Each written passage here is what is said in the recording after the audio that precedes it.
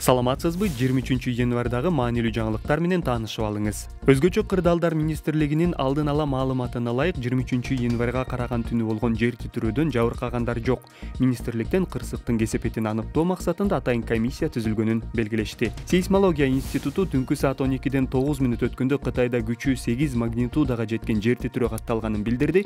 Жер титирөө Ысык көл облусунун Жетигүз районунда 6 балл, Каракол шаарында 4,5 балл, Нарын шаарында 4 балл, Бишкекте 3 балга жеткени белгиленди. Караколдо жер силкингенден кийин мектептин дубалында жарака кеткени кабарланды. Ушундай эле көрүнүш Нарын районунда да катталганы айтылды. Ал эми коңшу Казакстанда жер титирөөнүн кесепетинен 44 киши ооруканага кайрылганы белгилүү болду. Алардын айрымдары үйүнөн чыгып бара жатканда жаракат алган.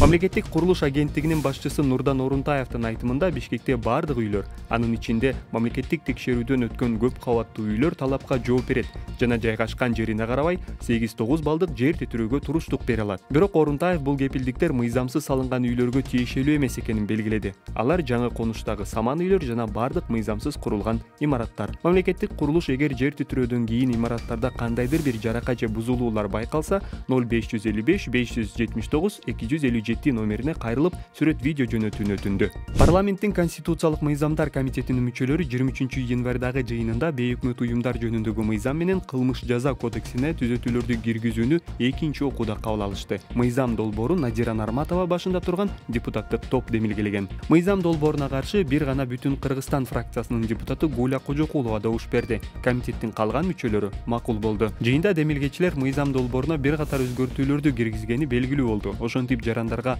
зомбулук көрсөтүү же алардын ден соолугуна башка зыян келтирүү же жарандардын жарандык милдеттерин аткаруудан баш тарттырууга же башка укукка каршы аракеттерди жасоого түртүү менен байланышкан бейөкмөт уюмду түзүү жана башкарган үчүн 5 жыл эмес 3 жыл эркинен ажыратуу сунушталып жатат. Ошондой эле мындай уюмдардын ишмердигине активдүү катышкандарды 10 жыл эмес 5 жылга эркинен ажыратуу сунушталууда. Айрым депутаттар мыйзам долбоорунан эркинен ажыратуу деген норманы таптакыр алып салууну сунушташты. Бирок ага кайра эле депутат Надира Нарматова мыйзам долбоорунун максаты мамлекеттик көзөмөлдү, тартипти, ачык айкындуулукту орнотуу экенин белгилеп каршы чыкты. Жыйынтыгында комитеттин мүчөлөрү эркинен ажыратуунун мөөнөтүн кыскартууга добуш беришти. Мыйзам долбоору парламенттин экинчи окуусуна жөнөтүлдү. Жогорку кеңештин бюджет, экономика жана фискалдык саясат боюнча комитеттин мүчөлөрү 22-январдагы жыйынында ЖМК жөнүндөгү мыйзам долбоорун күн тартибинен алып салды. Документти президенттик администрация иштеп чыккан жана ал медиа коомчулук тарабынан сынга кабылып келет. Жыйында маданият министринин орун басары Чыңгыз Эсенгул уулу баяндама жасады. Ал депутаттардын суроосуна жооп берип жатып, ЖМК катары милдеттүү түрдө каттоого туруу талабы жалпыга маалымдоо каражаттарына гана тиешелүү экенин, ал эми калган веб-сайттарга каттоого туруу милдеттүү эмес экенин билдирди. Ошондой эле Эсенгул уулу мыйзам долбоорун демилгелегендер медиа коомчулуктун айрым сунуштарын эске алды деп билдирди. Андан тышкары ал чукул арада маданият министрлигинин алдында мониторинг борбору ачыларын билдирди. Анын айтымында бийликтин Мета, TikTok жана башка ири компаниялар менен зыян тийгизген контентти бөгөттөө боюнча келишими бар.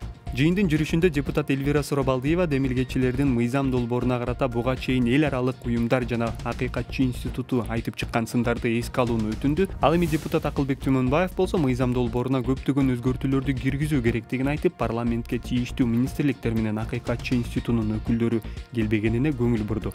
Ошондуктан ал мыйзам долбоорун күн тартибинен алып салууну сунуштады. Кесиптеши менен депутат Камила Талиева да макул болду. Ал мыйзам долбоорунун талкуусунда документ боюнча пикирин айтуу үчүн журналисттердин өзүн чакыруу керек деп белгиледи.